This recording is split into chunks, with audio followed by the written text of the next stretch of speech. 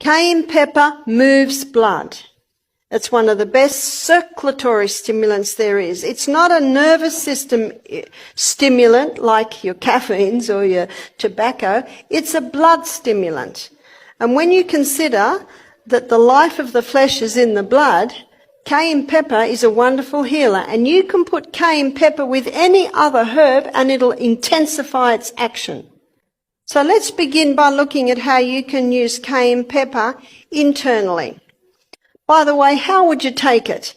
Well, a medicinal dose may be 1/4 teaspoon in a little bit of water and throw it down. Won't it burn? Well, I prefer to call it tingle. It might feel like it's burning, but it will never burn. Internally, it'll heal a stomach ulcer because what the cayenne does, it causes a constriction of any open blood vessels. So just for a moment, let's look at externally.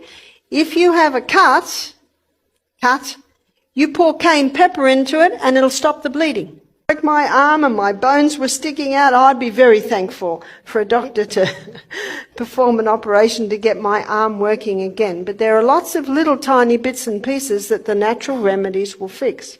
So any cut, put the cayenne pepper on it. Yes, it will hurt, but it's already hurting, and remember, it'll settle down and then bind it up because it'll constrict the blood vessels and cause them to shut.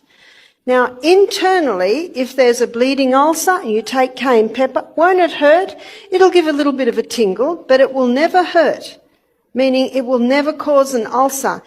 In the book Jethro Kloss, there's a doctor that says it's impossible to cause a lesion with cayenne pepper. Another doctor said, you cannot abuse cayenne pepper. It's impossible to abuse it. It's actually a very safe herb. It will never harm. You can also use it internally if someone has a heart attack.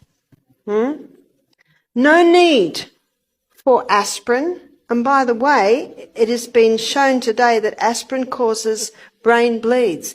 This is very, very safe with no side effects. Now, if someone is on warfarin or aspirin and they're a little concerned, I would suggest start taking 1/4 teaspoon 3 times a day.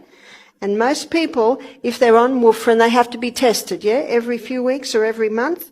And the doctor will say, your blood's getting so thin, we can reduce your medication.